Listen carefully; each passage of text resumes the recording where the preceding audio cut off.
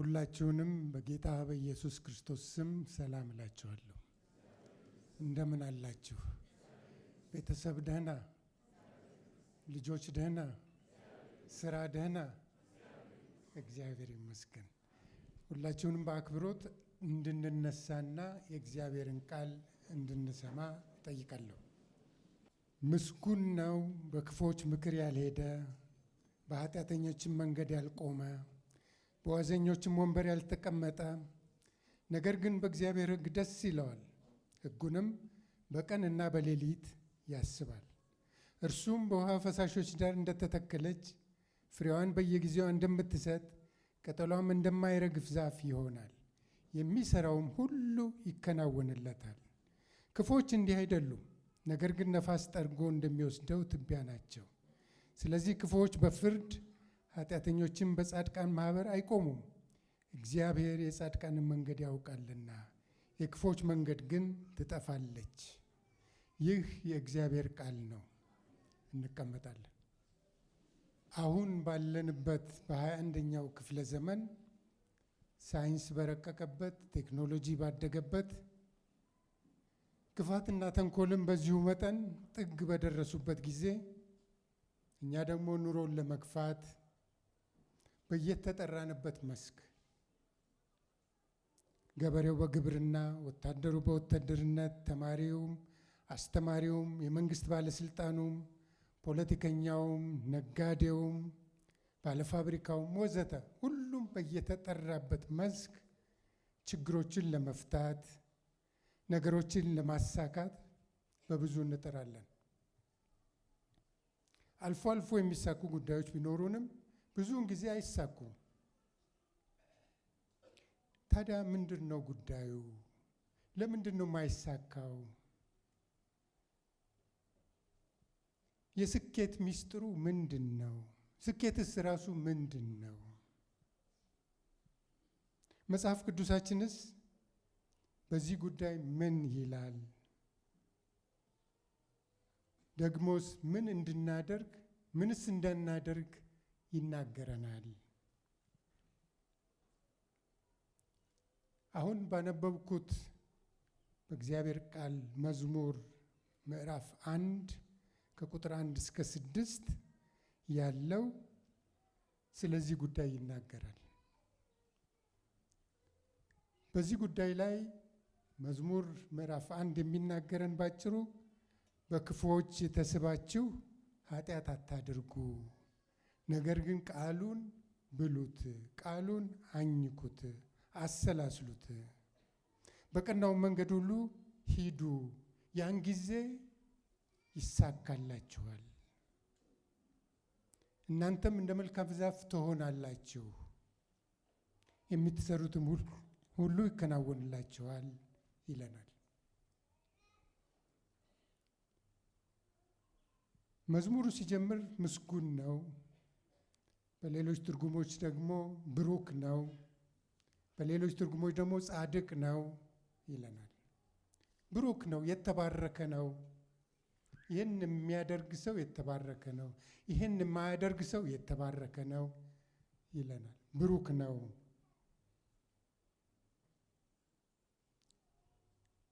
መባረክ ምንድን ነው? ብሩክ ሰው ማን ነው? ተባረከ የምንለውስ እንዴት ያለውን ነው? እግዚአብሔር ሲፈጥረን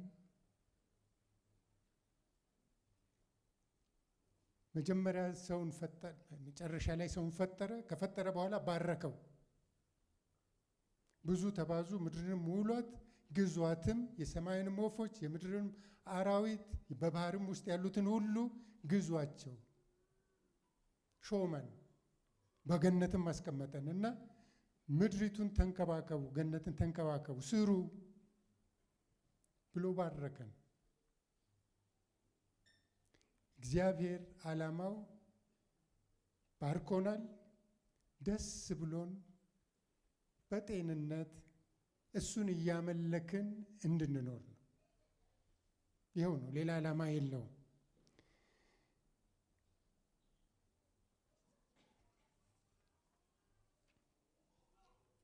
መባረክ ምን ማለት ነው? ብዙዎቻችን ገንዘብ ስናገኝ እግዚአብሔር ባረከኝ እንላለን። አዎ ነው፣ ልክ ነው። መኪና ስንገዛ እግዚአብሔር ባረከኝ እንላለን። አዎ ልክ ነው።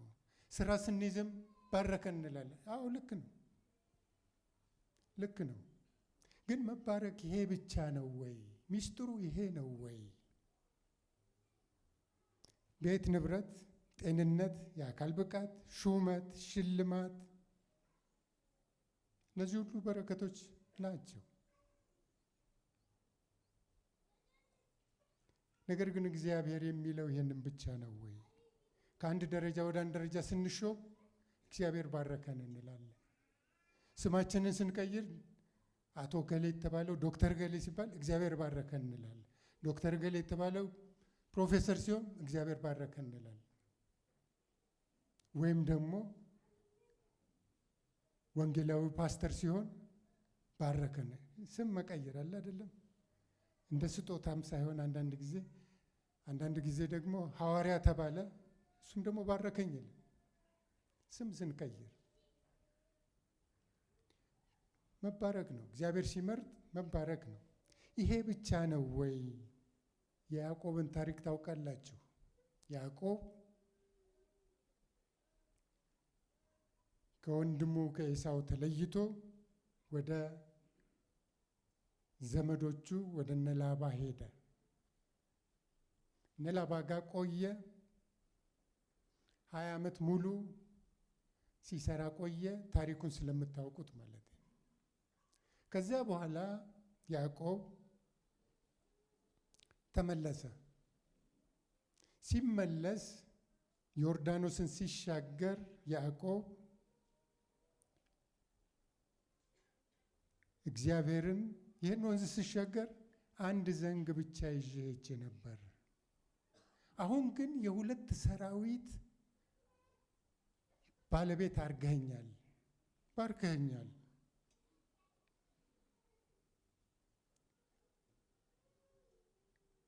በዘፍጥረት 32:10 ላይ ለወንድሙ እጅ መንሻ ይልክለታል። የሀብቱን ብዛት እንድታዩት ስለምፈልግ ነው። ለወንድሙ የእጅ መንሻ የሚልከው ካለው ጥቂቱን ነው። እጅ መንሻ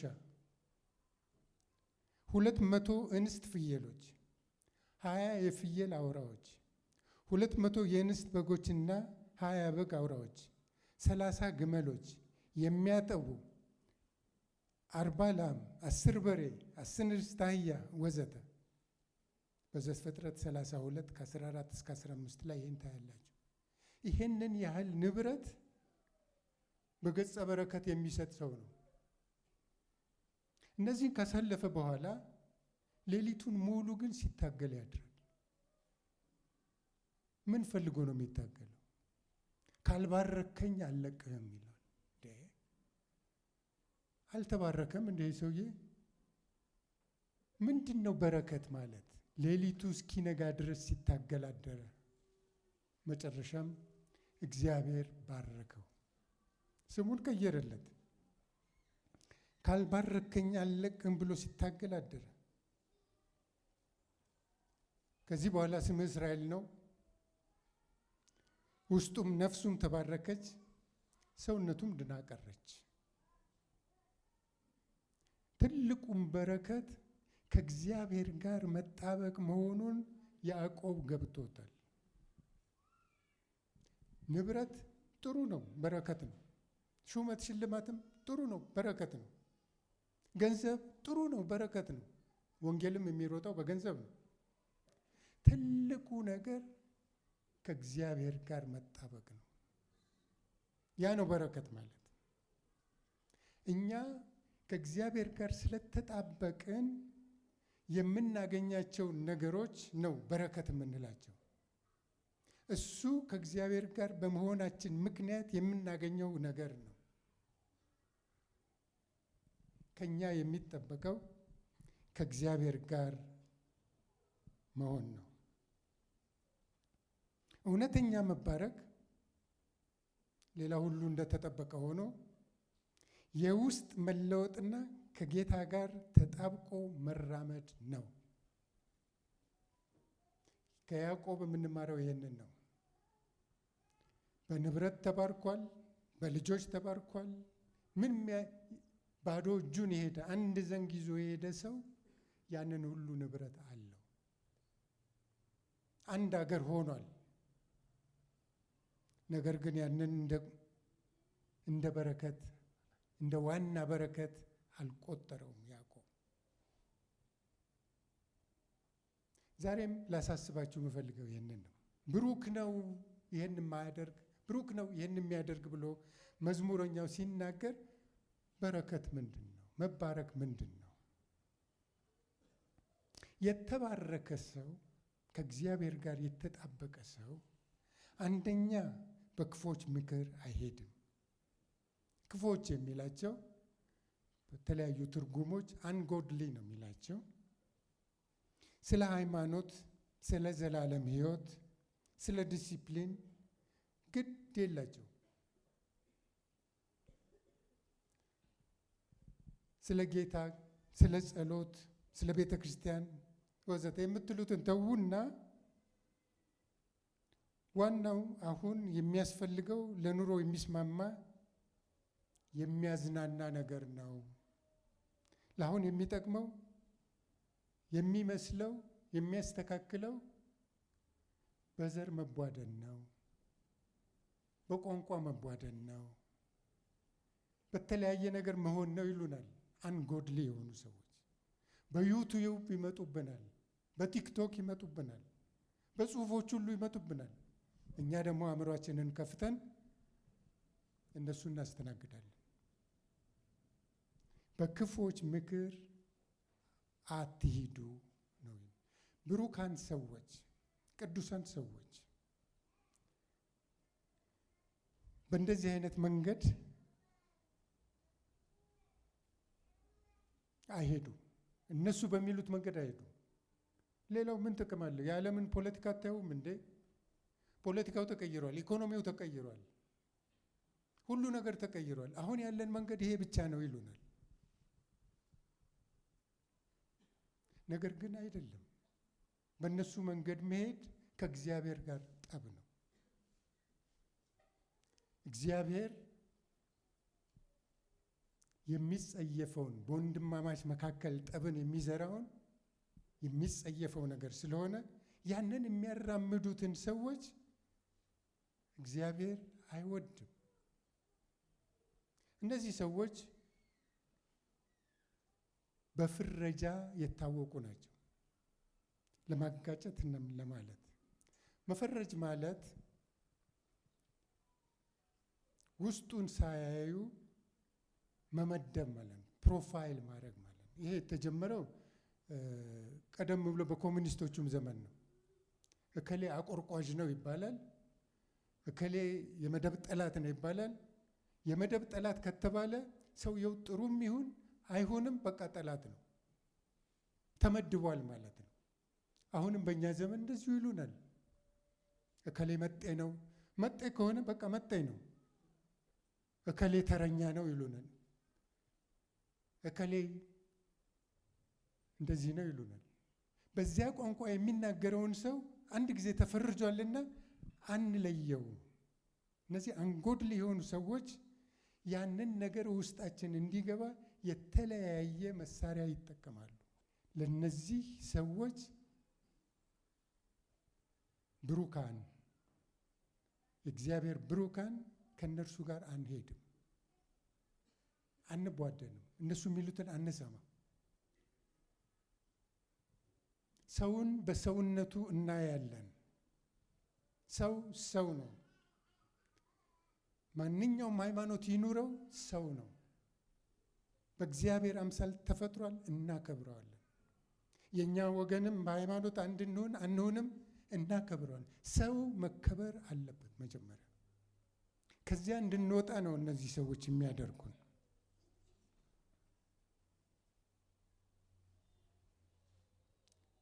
በክፎች ምክር እንዳንሄድ ያስፈልጋል። ምስጉን ነው ያ ሰው፣ ብሩክ ነው ያ ሰው በክፎች ምክር ያልሄደ። በክፎች ምክር የሚሄድ ሰው በኃጢአተኞች መንገድ ይቆማል። ኃጢአተኞች ሲነርስ፣ እነዚህ ደግሞ ሁለተኛ ደረጃ ናቸው። በክፉዎች ምክር መሄድ፣ በኃጢአተኞች መንገድ መቆም ሁለተኛ ደረጃ ናቸው። በክፉዎች ምክር ሄደ የተመከረውን ኃጢአት ይሰራል፣ አእምሮ ይደነዝዛል። የራሱ ቡድን አባላት ያልሆኑትን ለማጥቃት፣ ለመበደል፣ ለመግደል ይቆማል፣ ጠንክሮ ይቆማል። መስከር፣ ማጭበርበር፣ መስረቅ፣ መቅጠፍ ምንም የማያሳፍር ስራው ይሆናል፣ ይላበሰዋል። እሳትን ቀስ እያልን ስንነካ እጃችን እንደሚደነዝዘውና መጅ እንደሚያወጣው ከዛ በኋላ እሳቱን እንደምንነካው የዚህ ሰው አእምሮ ይደነዝዛል። ብሩክ ሰው ከእነዚህ ሰዎች ጋር አይተባበርም።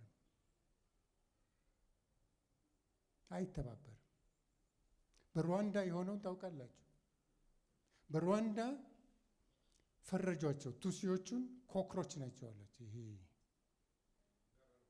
በረሮ ናቸው አሏቸው። ስለዚህ ሁቱዎቹ ቱሲዎቹን ሲያዩ በረሮ ነው የሚያዩት። ተፈርጀዋላ፣ በቃ ለይተዋቸዋል። ቱሲዎቹን ሲገሉ በረሮ ነው የሚገሉት እነሱ። መፈረጅ ማለት እዚሁ ውስጥ ፒክቸሩን መቀየር ማለት ነው።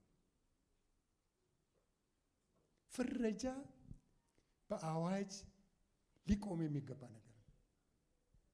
እኛ ላንተባበረው ፈጽመን ልንቆም የሚገባ ነገር።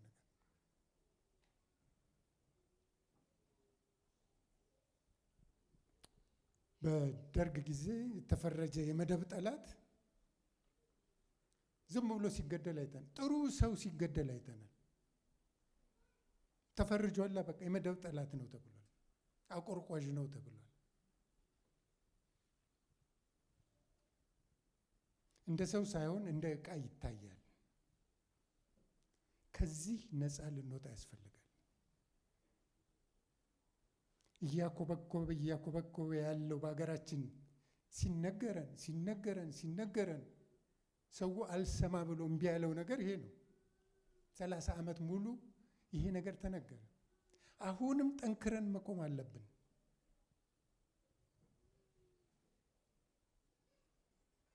ሶስተኛው ደረጃ ደግሞ በዋዘኞች ወንበር ያልተቀመጠ። ዋዘኞች ደግሞ ስኮርነርስ የሚሏቸው ነው። ይሄ ደግሞ ሶስተኛ ደረጃ ነው። የሃይማኖትንና የሞራልን ጉዳይ ፈጽመው የረሱ ናቸው። ሃይማኖት የለም፣ እግዚአብሔር የለም፣ ምንም ነገር የለም ብለው ቁጭ ብለው ስለ እግዚአብሔር ስራ የሚሳደቡ፣ እግዚአብሔርን የሚሳደቡ፣ በስራውም የሚያሾፉ ሰዎች ናቸው። በክፎች ምክር የሄደ በኃጢአተኞች መንገድ ይቆማል፣ በዋዘኞች ወንበር ደግሞ ይቀመጣል። ይሄዳል፣ ይቆማል፣ ይቀመጣል። እነዚህ በዋዘኞች መንገድ ደግሞ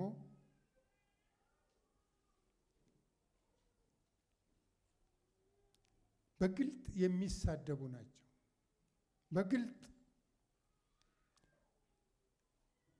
ስለ ሴም ሴክስ ማሬጅ በኩራት የሚናገሩ ናቸው።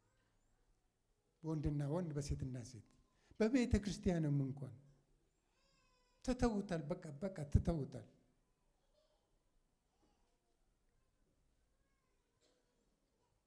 ስለዚህ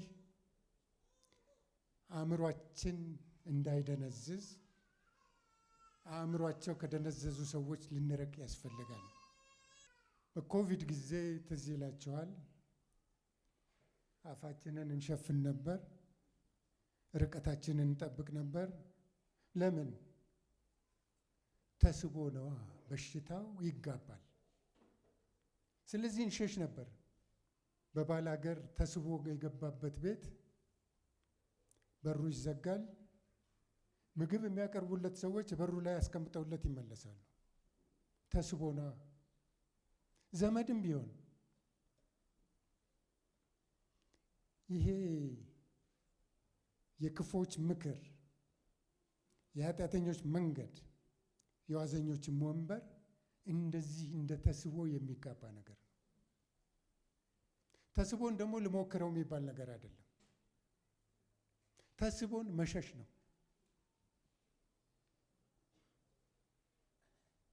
ምስጉን ሰው፣ ብሩክ ሰው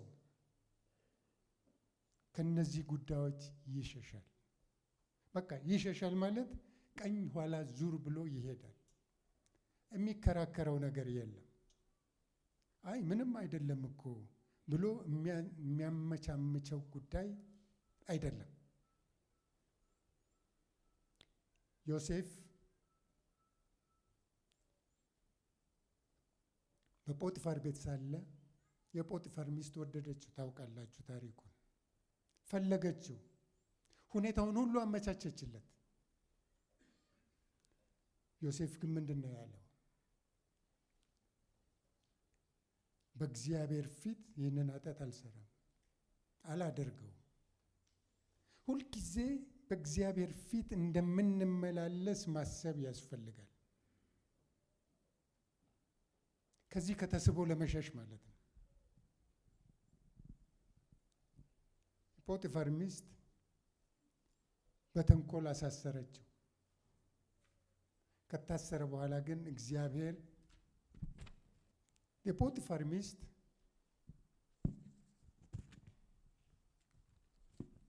ዮሴፍን በደለችው። ግን እግዚአብሔር ያንን መንገድ አያመጣ ኖሮ እላለሁ እኔ አንዳንድ ጊዜ። የጶጢፋር ሚስት እኮ ዮሴፍ ጠቅላይ ሚኒስትር እንዲሆን ነው ያደረገችው። ወደ ላይ ነው እኮ የመጣችው። እንቅፋት ሲገጥማችሁ እንቅፋቱ ለበጎ ነው የሚሆነው። እግዚአብሔር ለበጎ ያደርገዋል። ምናልባት ከጶጢፋር ሚስት ጋር ባይጣላ ኖሮ ቢበዛ የጶጢፋርን ያህል ስልጣን ብቻ ይኖረው ነበር። የዛም ቤት ኃላፊ ብቻ ይሆን ነበር። ስለዚህ የሚጓጫችሁን ሰዎች እግዚአብሔር ለእድገታችሁ ኦፖርቹኒቲ እንደፈጠረላችሁ ቁጠሩ። አንዳንድ ጊዜ ምስጋና ፕሮግራም እንልና የሰራነውን ስራ በዩኒቨርሲቲ እንደዚህ ስናከብር ከልቤ ለሚያዳምጡኝ ሰዎች እነግራቸዋለሁ። የረዳችሁኝ ሁሉ አብረን አድገናል፣ እንኳን ደስ ያለን። አውቃችሁም ሆነ ሳታውቁ በመንገድ ላይ የቆማችሁት ፖቴንሻሌን እንዳወጣ ረድታችሁኝና አመሰግናችኋለሁ እላቸዋለሁ። እንደዚህ ነው የሚሆነው። እንቅፋት ካልመጣ፣ ፍጭት ካልመጣ እድገት የለም። ስለዚህ ልክ እንደ ዮሴፍ ልንሸሽ ያስፈልጋል። እንደ ዮሴፍ ልንሸሽ ያስፈልጋል።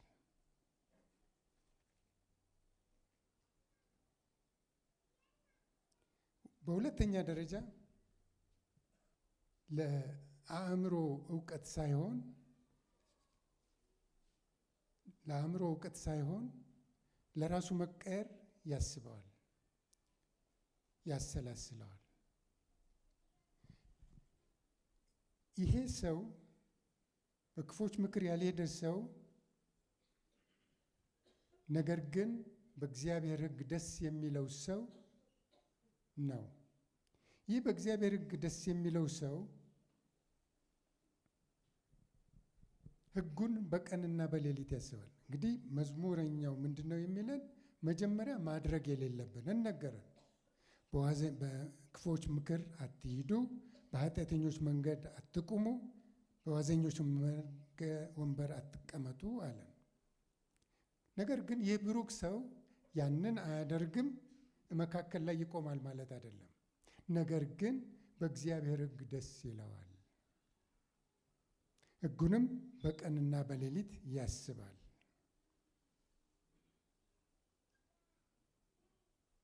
በቀንና በሌሊት ያስባል ይላል።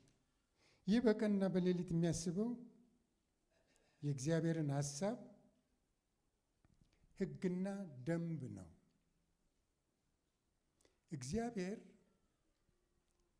በእግዚአብሔር መንግስት ውስጥ ስንሆን ያ መንግስት ሕግና ደንብ አለው።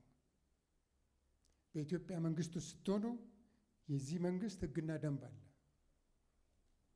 ኬንያ ስትሄዱ የኬንያ መንግስት ሕግና ደንብ አለ። በሌላም ሀገር ስትሄዱ የዚያ መንግስት ሕግና ደንብ አለ። ሕግና ደንቡን ማክበር ያስፈልጋል። ሕግና ደንቡን ለማክበር ቃሉን ማወቅ ያስፈልጋል። ቃሉን ለማወቅ ማንበብ ያስፈልጋል፣ መማር ያስፈልጋል። መንፈስ ቅዱስ ይረዳናል። ነገር ግን መማር እና ማወቅ ምርጫ የለውም። እንደዚሁ እግዚአብሔር ያቀብለኛል ብለን ልንቀመጥ አንችልም። እግዚአብሔር የሚያነቃንቀው በውስጣችን የተቀመጠውን ቃሉን ነው። ቃሉ የመንፈስ ሰይፍ ነው ይላል። ሰይፍ ነው ቃሉ። የማን ሰይፍ? የመንፈስ። መንፈስ ቅዱስ ቃሉን ውስጥ የተቀመጠውና ያሰላሰልኩትን ቃል ነው አውጥቶ የሚጠቀመው። ስለዚህ ቃሉን ማሰላሰልና መብላት ያስፈልጋል። የእግዚአብሔር መንግስትን ሕግ እንዲሁ ባጭሩ በማቴዎስ ወንጌል ምዕራፍ 5 ላይ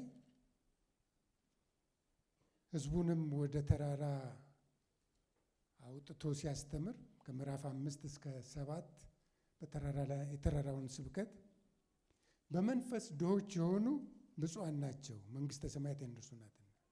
ሚክ ራስን ዝቅ ማድረግ ትሁት መሆን የሕጉ አንደኛው ክፍል ነው። የሚያዝኑ ብፁዓን ናቸው መጽናናትን ያገኛሉና። ከሚያዝኑ ጋር ማዘን፣ ደስ ከሚላቸው ጋር መደሰት። የዋሆች ብፁዓን ናቸው ምድርን ይወርሳሉና። የዋህ እኔ በልቤ የዋህ ትሁትም ነኝና ብሎ ኢየሱስ ክርስቶስ እንዳስተማረን ልክ እንደዚሁ የዋሆች እንድንሆን የመንግስቱ ሕግ ይህንን ይላል። ጽድቅን የሚራቡና የሚጠሙ ብፁዓን ናቸው ይጠግባሉና። ጽድቅን መራብ፣ ከክፋት መራቅ፣ ጽድቅን መራብ፣ መጠማት፣ መፈለግ ማለት በርኒንግ ዲዛየር፣ ስትተኙም ስትነሱም እሱን እንድታስቡ ያ የሚያቀጣጥለው እምቢ የሚለው ፍላጎት ማለት ነው። መራብ። የሚምሩ ብፁዓን ናቸው ይማራሉና። ምሕረት ያስፈልጋል፣ መተው ያስፈልጋል። እንደው ዝም ብለን የድሮውን ሂስቶሪካል ኢንጀስቲስ ምናምን እያለን ዝም ብለን እዛው ላይ ቆመን ጥርሳችንን ነክሰን ብንሄድ የትም አንደርስም።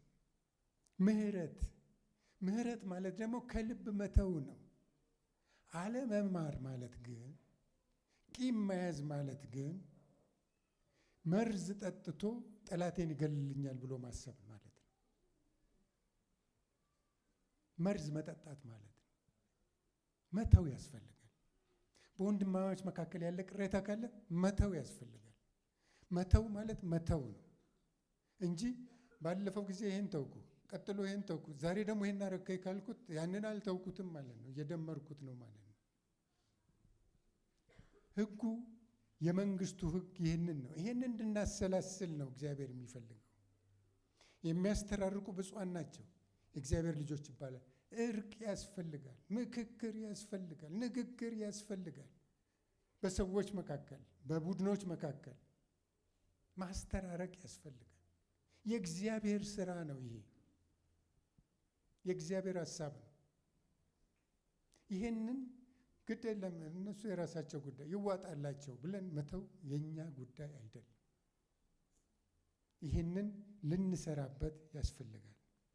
ስለ ጽድቅ የሚሰደዱ ብፁዓን ናቸው፣ ሲነቅፏችሁና ሲያሳዷችሁ በእኔ ምክንያት ክፉን ሁሉ በውሸት ሲናገሩባችሁ ብፁዓን ናችሁ እያለ ይቀጥላል። እነዚህን ለምሳሌ ያመጣኋቸው ቢያቲቲዩድስ የሚሏቸው ሕግጋት ናቸው፣ የመንግስቱ ሕግጋት ናቸው። እነዚህን ልናደርግ በእነዚህም ልንተዳደር እነዚህንም የራሳችን ልናደርግ ያስፈልጋል። የውስጥ ሰውነታችን የውስጥ ሰብኮንሽየሳችን ውስጥ ሊቀመጥ ያስፈልጋል። ይቅርታ እግዚአብሔር እኔን ይቅር ካለኝ ሌላውን ሰው እንዴት ይቅር ማለት አልችልም? እኔ እኮ የሰራሁትና የሆንኩት ነገር እጅግ ብዙ ነው።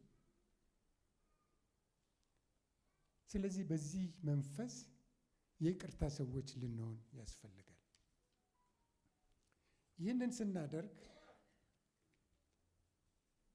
በሕጉ ስንኖር፣ ስንማር፣ ስናሰላስል ለራሳችን እውቀት አይደለም፣ ራሳችን ውስጣችንን ለመቀየር ነው። ራሳችንን ኢጂኩዌት ለማድረግ ነው። ኢጂኩዌት የሚለው የላቲን ተርም የውስጥ መቀየር ማለት ነው። ውስጥን ማስተማር ማለት ነው። በመጽሐፍ ቅዱስ ትምህርት ቤት ገብተን እንማራለን። እንድንቀየር ኢጂኩዌትድ እንድንሆን ውስጣችን እንዲቀየር። ብዙ ጊዜ ግን በመጽሐፍ ቅዱስ ትምህርት ቤት የምንማረው ስለ መጽሐፍ ቅዱስ ነው፣ መጽሐፍ ቅዱሱን አይደለም። መጽሐፍ ቅዱሱን እንድንማረውና ውስጣችን እንድናስገባው ያስፈልጋል። እሱ ነው የሚቀይረን። ስለ መጽሐፍ ቅዱሱን ማወቅ ያስፈልጋል። አዎ ያስፈልጋል። እንዴት ተጻፈ? መቼ ተጻፈ? ማን ጻፈው? እንዴት ነው የሚተረጎመው? እንዴት ነው የምናየው? አውዱን እንዴት ነው የምናየው? ሂስቶሪካል ባክግራውንዱ ምንድን ነው? ጂኦግራፊካል ሴቲንጉ ምንድን ነው? ይህን ሁሉ ማወቅ አለብን። ዋናው ግን እሱ አይደለም። እሱ የሚረዳን መጽሐፍ ቅዱሱን እንድናጠናውና እንድናውቀው ነው።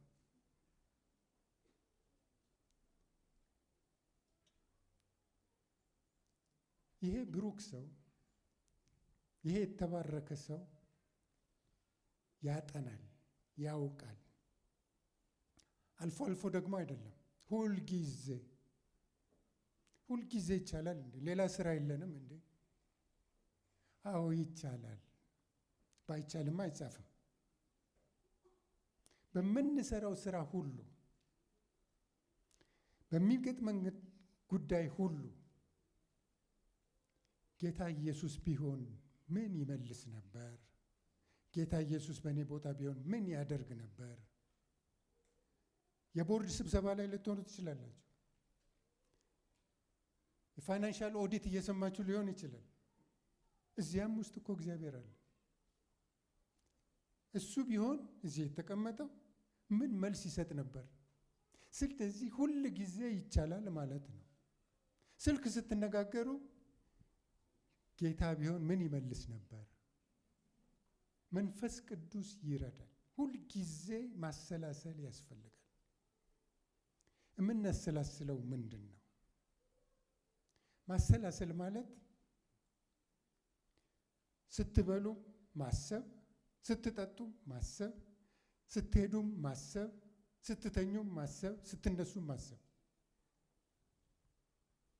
አንዳንድ ጊዜ ማታ ተናዳችሁ ተኝታችሁ ጠዋት ስትነሱ ተናዳችሁ ትነሳላችሁ አይደለም? ስታሰላስሉት የኖራችሁት ያን የሚያናድደውን ነገር ነው ማለት ነው። ማሰላሰል ይሄ ነው። በመዝሙርና በዝማሬ ተኝታችሁ ስትነቁ በመዝሙርና በዝማሬ ትነቃላችሁ። ማሰላሰል ማለት ይሄ ነው። ውስጥ መግባት ማለት ነው። ይሄ ለታይታ የምናደርገው እሱ ሌላ ነገር ነው። አብረን የምንዘምረው በጣም ጥሩ ነገር ነው። ኢንዲቪጁዋል እግዚአብሔር እኔ ለብቻዬ ነው የሚጠይቀኝ። እያንዳንዳችንን ለየብቻችን ነው የሚጠይቀን። ስለዚህ እንደዚህ ልናደርግ ያስፈልጋል። ልናሰላስል ያስፈልጋል። ቃሉን ልንበላ ያስፈልጋል። በሚገጥመን ነገር ሁሉ ይህን ነገር ልናይ ያስፈልጋል። የተራበ ሰው ስናይ ጌታ ኢየሱስ ቢሆንስ ያልፏል ይህን ሰው? የታመመ ስናይ፣ የተቸገረ ስናይ ዋት ውድ ጂሰስ ዱ? ኢየሱስ ክርስቶስ ቢሆን ምን ያደርግ ነበር? ልክ ይህን ጥያቄ ጻፉት፣ ለጥፉት። ልክ ጉዳይ ሲገጥማችሁ ኢየሱስ ቢሆን ምን ያደርግ ነበር? ውስጣችሁ ቃሉ ከተቀመጠ የመንፈስ ሰይፍ ነውና መንፈስ ያወጣዋል። የሌለ ነገር ግን አያወጣምና ቃሉን ተማሩ። ከቃሉ ውጪ የሚሆን ነገር የለም። እግዚአብሔርን የምናውቀው በቃሉ ነው። ይሄ ቃሉ ነው። ቅድም ያነበብኩላችሁ ይህ የእግዚአብሔር ቃል ነው ያልኳችሁ እሱ ቃሉ ነው። አሁን ደግሞ የማደርገው እኔ በገባኝ መጠን ቃሉን እያፍታታው ነው። የእግዚአብሔር ቃል ግን ይሄ ነው። ይሄንን በቃ በቃላችን እንውጣው። ልጆቹ እንደወጡት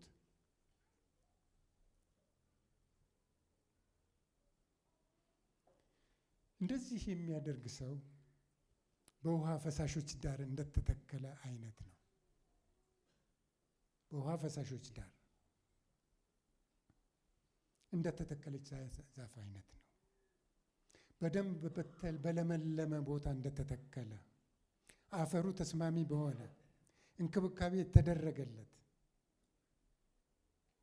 በዚያ ቦታ የተተከለ ማለት ነው። ልክ እነዚህ ቅድም ያየናቸው ልጆቻችን እንክብካቤ እያደረግንላቸው ነው። ውሃ እያጠጣናቸው ነው። በቤትም ግን ይህን ማድረግ ያስፈልጋል። ወላጆች ለልጆች ጊዜ መስጠት አለባቸው። እኛ አሁን እዚህ ያለነው የአባቶቻችን ውጤት ነን። ብናጠፋም ብናለማም የአባቶቻችን ውጤት ነን። የዛሬው ወጣት ቢያለማም ቢያጠፋም የእኛ ውጤት ነው። እኛ ነን ተጠያቂዎቹ እንጂ ወጣቱን አይደለም የምንቆጣው። ወጣቱ ታለንትድ ነው። አስገራሚ ታለንት አለው። በተለያዩ ቦታዎች የአፍሪካን ወንድሞቼንም ሌሎቹንም ለማየት እድል አግኝቻለሁ። የእኛ ልጆች ታለንትድ ናቸው። ፖቴንሻላቸውን አናውቅም። እነዚህ ቅድም ሲጫወቱ የነበሩት በጥቅሻ ነው የሚነጋገሩት። ይግባባሉ። ይገርመኛል። ያንን ምታው ያንን አትምታው እኔ እዛ ሆኜ ሳያቸው ይነጋገራሉ እኮ እላለሁ። እንደዚህ አይነት ታለንት የት ነው የምታገኙት? መዝሙር እኮ የሚዘምረው ልምምድ ተደርጎ አሁን የምንዘምረው ይህንን ነው ይባላል። ያችን ይጫወታሉ። እዚህ እኮ ይቀያይራሉ። ዋት ታለንት! እነዚህን ማሳደግ ያስፈልጋል። መኮትኮት ያስፈልጋል። በውሃ ፈሳሾች ዳር እንደተተከለች ወንዝ ዳር አይመስለኝም። በውሃ ፈሳሾች ዳር ማለት ኢሪጌትድ በሚሆን አካባቢ ማለት ነው። ጎርፍ መጣብኝ ብላ አትደነግጥም። ነፋስ መጣብኝ ብላ አትደነግጥም። ምግብ ማዕድን አጣለሁ ብላ አትደነግጥም። ስሯን ሰዳለች ይቺ አትክልት።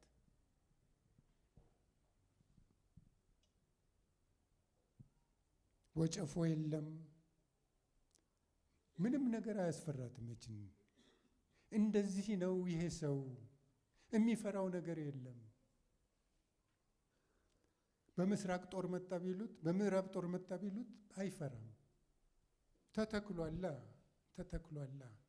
ይሄ ብፁዕ ሰው፣ ይሄ የተባረከ ሰው፣ በቃሉ ላይ የጸና ሰው። ይቺ ዛፍ ደግሞ የምትገርም ዛፍ ነች። ፍሬዋን በየጊዜዋ ትሰጣለች፣ በዘመኗ ትሰጣለች። ሁሉ ቀን ፍሬ አታፈራም። እሷ ላፍራም ብላ አይደለም የምትሄደው። ጊዜው ሲደርስ አበባ ታወጣለች። ጊዜው ሲደርስ ፍሬ ታፈራለች። በተጠራንበት መስክ በኮሊንጋችን ሁሉ ሰው ወንጌላዊ አይሆንም። ሁሉ ሰው ፓስተር አይሆንም። ሁሉ ሰው አስተማሪ አይሆንም። ሁሉ ሰው ወታደር አይሆንም። ሁሉ ሰው የመንግስት ሹመኛ አይሆንም። ሁሉ ሰው ነጋዴ አይሆንም። በየኮሊንጋችን እግዚአብሔር እኔን አስተማሪ እንደሆን መድቦኛል። ምንም ጥርጥር የለኝም። ፓስተርን ፓስተር ሁን ብሎ እንደጠራው እኔን እዛ ጠርቶኛል። በዚያ ኮሊንጋችን ውስጥ በዚያ ጥሪያችን ውስጥ በተሰማራንበት መስክ በእግዚአብሔር ጊዜ በእግዚአብሔር ቦታ እና በእግዚአብሔር ሐሳብ ለጌታ የሚሆን ፍሬ እናፈራለን። አዳምጡኝ። በእግዚአብሔር ጊዜ፣ በእግዚአብሔር ቦታ እና በእግዚአብሔር ሐሳብ። እኔ ስላልኩ አይደለም። እኔ የሚጠበቅብኝ በወንዝ ዳር ተተክዬ መገኘት ነው። ማፍራት የእግዚአብሔር ስራ ነው። እኔ በቃሉ መኖር ነው። ከክፎች መሸሽ ነው። መልካሙን ማድረግ ነው። ያንን ሳደርግ እግዚአብሔር አንድ ቀን አንድ ነገር ያደርጋል። እኔ ያደረግኩት ማለት አይደለም። ስለዚህ ምንም ትዕቢትም አይኖረኝም። ያደረገው እሱ ነው። ባላደርግም በእኔ ባያደርግም በእኔ የሚያደርገው ነገር እንዳለ አውቃለሁ። አድርጎም ሊሆን ይችላል። አይ ዶንት ኖ። ይሄ የኔ ጉዳይ አይደለም። የኔ ጉዳይ ከእርሱ ጋር ተጣብቄ መኖር ነው። ስለዚህ በጊዜው ያፈራል። የኛ ስራ በተጠራንበት ቦታ ሆነን ጌታን እያመለክን ይሄንን ወንበር የሰጠኝ ቢሮዬ ስገባ እንደሱ ነው የምለው። ይቺን ወንበር እኮ እግዚአብሔር ለእኔ ሰጥቶኛል። ማንም ሰው መጥቶ እዛ ቢታገለኝ ከእግዚአብሔር ጋር ነው የሚታገለው። ኢትስ ማይ ኮሊንግ። ጥሪዬ እዛ ነው የሚታገለው፣ ከእግዚአብሔር ጋር ነው እንጂ ከእኔ ጋር አይደለም። እንደሱ እንድናስብ ያስፈልጋል። ለእኔ ብለን መታገል ስንጀምር በቃ አለቀ። ከእግዚአብሔር ጋር የተጣበቅነው እየላላ እየላላ እየላላ ይሄዳል።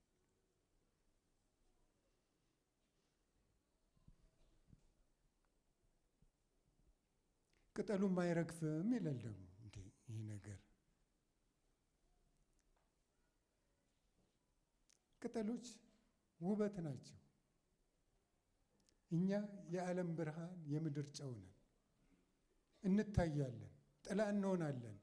ለወፎች ቤት እንሆናለን፣ ለሰዎች ጥላ እንሆናለን። ፍሬ እናፈራለን። ፍሬው ለእኛ ነው እንዴ? ፍሬው ለአትክልቷ ነው እንዴ? ለዛፏ ነው እንዴ? ፍሬው እኮ ለሌላ ነው፣ ለእኛ እኮ አይደለም። አብርሃምን እግዚአብሔር ባረከው። እባርካለሁ፣ የምድርም ነገዶች ሁሉ በአንተ ይባረካሉ። አብርሃምን የባረከው እኛን ለመባረክ ነው። በረከት ለሌላው ነው። ለራስ ቧንቧ በመሆናችን የእግዚአብሔር ሰዎች በመሆናችን እግዚአብሔር እኛንም ይባርከናል። የፈውስ ጸጋ ስጦታ ያለው ሰው ራሱን ሊያመው ይችላል። ራሱ ታማሚም ሊሆን ይችላል። ያ ጸጋው እንደፈለገው የሚያሽከረክረው አይደለም። እግዚአብሔር ሲፈልግ የሚጠቀመው ፍሬው ነው።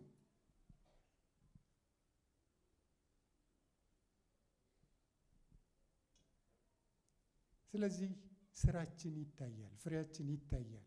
ከፍሬያቸው ታውቋቸዋላችሁ ነው የሚለው። ከንግግራችን ይጣፍጣልም ይመራልም። ስራችን ያስደስታልም ያስከፋልም። እንደ መልካም መዓዛ የምንኖርላቸዋለን፣ የሞት ሽታ የምንሸታቸዋለን።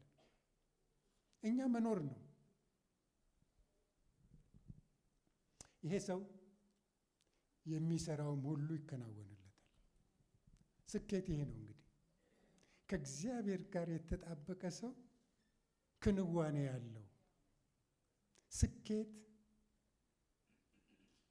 ብዙ ገንዘብ ማግኘት፣ ብዙ ንብረት የለኝም እኔ ያልተሳካልኝ የምንለው ነገር አይደለም። በያለንበት ቦታ ጫማ ጠራጊ ከሆንኩ በዚያ ቦታዬ፣ የጥበቃ ሰራተኛ ከሆንኩ በዚያ ቦታዬ። ስኬት በየቦታው በየደረጃው ሁሉም ቦታ አለ። ስኬት በገንዘብ የሚለካ አይደለም። የሚሰራውም ሁሉ ይከናወንለታል። እግዚአብሔር ሞገስ ይሆነዋል። ኢያሱን ምንድን ነው ያለው? ኢያሱን እናውጣና ቁጥር 8 ምዕራፍ 1 ቁጥር 8 ላይ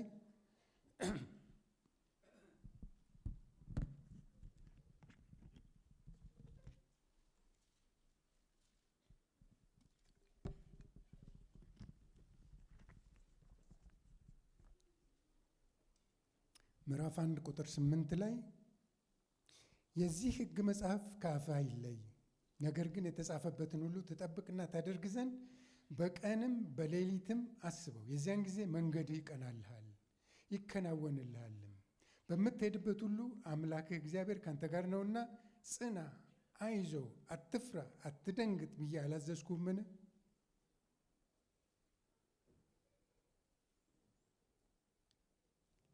ቃሉን መብላት በቀንም በሌሊትም አስበው። ያን ጊዜ ይከናወንልሃል።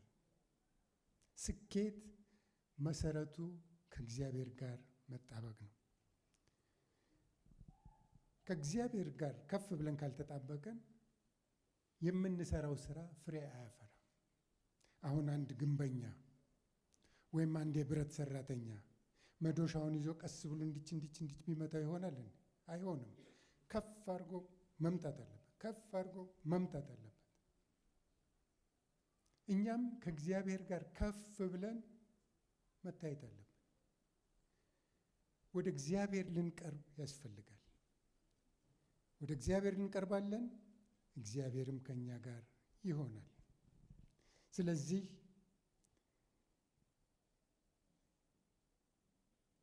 ስራችንን ለማከናወን ወደ ጌታ በጥሞና በጾም በጸሎት መጠጋት አለብን።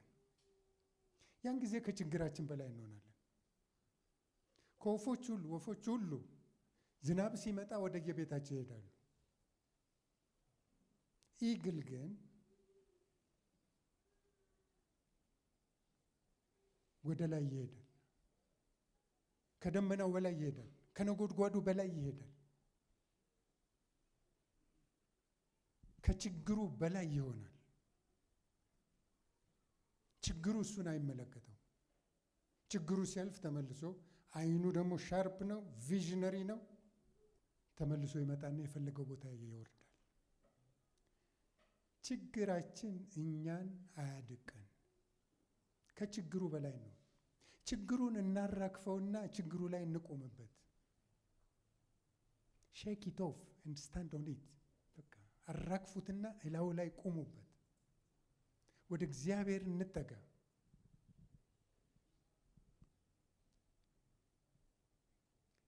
በያዕቆብ 4:7 ላይ ወደ እግዚአብሔር ቅረቡ፣ ወደ እናንተም ይቀርባል፣ ዲያብሎስን ግን ተቃወሙ፣ ከእናንተም ይሸሻል ይላል። አስቡት፣ እግዚአብሔር እዚህ አለ፣ ዲያብሎስ እዚህ አለ፣ እኛ እዚህ አለን። ወደ እግዚአብሔር ቅረቡ፣ ወደ እናንተም ይቀርባል፣ ወደ እርሱ እንሄዳለን ማለት ነው። ዲያብሎስን ግን ተቃወሙት፣ ከእናንተም ይሸሻል፣ ዲያብሎስ ደግሞ ይርቃል ማለት ነው። ከእግዚአብሔር ጋር ስንጣበቅ ከፍ እንላለን። ያ ባለመዶሻ እንደሚያደቀው ላይ ከሆነን ስራችን ያለውን ነገር እናደቀዋለን። ይከናወንልናል፣ ክንዋኔ ይኖረናል። ይሄ እንግዲህ የስኬት ቁልፍ ይሄ ነው። ከእግዚአብሔር ጋር መጣበቅ ነው። መባረክ ማለት ከእግዚአብሔር ጋር መጣበቅ ነው። ንብረት ጥሩ ነው፣ መጥፎ ነው አላልኩም። ሚስ አንደርስታንድ እንዳታረጉኝ። ያ ሁሉ ግን የበረከት ውጤት ነው እንጂ እሱ አይደለም ዋናው በረከት። ከያዕቆብ የተማርነው ይህንን ነው። ክፎች ግን እንደዚህ አይደሉም። ክፎች ነፋስ ጠርጎ እንደሚወስደው ትቢያ ናቸው። አሁን ያገኙ ይመስላችኋል። አሁን ከፍ ከፍ ያሉ ይመስሏችኋል። ዞር ስትሉ አታገኟቸው፣ በቦታቸው የሉም። አሁን እዚህ አቧራ ቢኖርና ብጠርገው አቧራ ነበር እንዴ እስከማንል ድረስ ይሆናል። ክፎች እንደዚህ ናቸው። ነፋስ ጠርጎ እንደሚወስደው ትቢያ ናቸው። እግዚአብሔር የጻድቃንን መንገድ ያውቃል። ያውቃል ማለት ይጠብቃል ማለት ነው። ያውቃል፣ ይጠብቃል። መዝሙር 121 ላይ የሚጠብቅህ አይተኛም አያንቀላፋም፣ ይጋርድሃል፣ ፀሐይ በቀን ጨረቃም በሌሊት አያቃጥልህም፣ ከክፉ ሁሉ ይጠብቅሃል ይላል። እግዚአብሔር እኛን ይጠብቀናል። ምንም አልፎ የሚመጣ ነገር የለም። ለምን እንፈራለን? ፍርሃትና እምነት ሁለት ተቃራኒ ነገሮች በአንድ ፕሪንሲፕል የሚሰሩ ነገሮች ናቸው። ፍርሃት ነገ እንደዚህ ሊደርስብኝ ይችላል ብለን ማመን ነው በቃ። ስለዚህ እዛ ውስጥ እንገባለን፣ እናገኘዋለን። ያንን የፈራነው ይደርሳል። እምነት እግዚአብሔር ከዚህ ሁሉ ያስጥለኛል ብሎ በእግዚአብሔር ላይ መታመን ነው። እሱም ያስጥለኝ ፕሪንሲፕሉ። ፍርሃትም በውስጣችን ያ ያልሆነው ነገር ገና ይሆናል ብለን ማሰብ። የፍርሃት አንቲዶት መድኃኒቱ እምነት ነው። እኔ ምንም ላደርግ አልችልም፣ ነገር ግን በክርስቶስ ኢየሱስ ሁሉን እችላለሁ ብዬ ካመንኩ ያንን ሁሉን እችላለሁ። እሱ የሚያቅተው ነገር የለማ። ስለዚህ የክፎች መንገድ ግን ትጠፋለች ነው የሚለው። በቦታው አትገኝም፣ ቢፈለግ እንኳን ድራሹ ምልክቱ የለም። ለጊዜው ክፉ መንፈስ ለጊዜው ሊያጓራ ይችላል እንጂ ሊያስደነግጥ ይችላል እንጂ የትም አይደርስም፣ የትም አይደርስም። የእግዚአብሔር ሐሳብ ያ ያለው ነገር እሱ ይከናወናል። እንግዲህ ወገኖቼ የእግዚአብሔርን ቃል በቀንም በሌሊትም እናስብ። በመዝሙርና በዝማሬ በመንፈሳዊ ቅኔ እርስ በርሳችን እንነጋገር። ጌታ በእኔ ቦታ ቢሆን ምን ሊያደርግ ይችላል ብለን እንነጋገር። ይሄ በዩቲዩብ እና አእምሯችንን ከፍተን ለጠላት በር አንክፈትለት። በዩቲዩብ አንዳንድ መልካም ነገሮች እንደሚተላለፉ አውቃለሁ። በአብዛኛው ግን ውሸት ነው። አንዱ ቲክቶክ ወደ ሌላው ይመራቸዋል፣ ያኛው ወደ ሌላው ይመራቸዋል። ስራ የለም እንዴ ወገኖች? ይሄ ነገር ይቅርብን። በመዝሙርና በዝማሬ በመንፈሳዊ ቅኔ እርስ በርሳችን እንነጋገር፣ ከክፉ እንራቅ፣ በጊዜው ካለው ከዘረኝነት ከጎጠኝነት ራሳችንን እንጠብቅ። የምድር ጨው የዓለም ብርሃን እንሁን። እንደ ንስር ከደመና በላይ እንብረር፣ ከችግሩ በላይ እንሁን። እንደ ንስር አርቀን እንመልከት፣ ራእይ ይኑረን። የእግዚአብሔር ራእይ የእኛ ራእይ ይሁን። እግዚአብሔር ለዚች ምድር ያለው ሐሳብ ስንት ዘመን ጸለይን፣ መሪ ስጠን። ስንት ዘመን ጸለይን፣ ይችን ምድር ባርካት። ስንት ዘመን ጸለይን። ደሞ አሁንም እንዴ አንዳንድ ጊዜ ወገኖቼ እግዚአብሔር እንደ እስራኤላውያን እንዳያደርገን። ኢየሱስ ክርስቶስ ሲመጣ አላወቁትም ነበር። ምድራችን ስትባረክ በዚህ ተባርካለች፣ ይሄ ደግሞ ስህተት ነው፣ ይሄ ይስተካከል ማለት አለብን እንጂ እንዲያው 100% ውድድ 100% ጥልት ይባላል እንዴ? ጎበዝ ተው እንጂ ነውር ነው። እንኳን እኛ ክርስቲያኖች ማንም ሊያደርገው አይገባም። ያን ጊዜ የምንሰራው ስራ ሁሉ ይከናወንልናል። እግዚአብሔር ይባርካችሁ።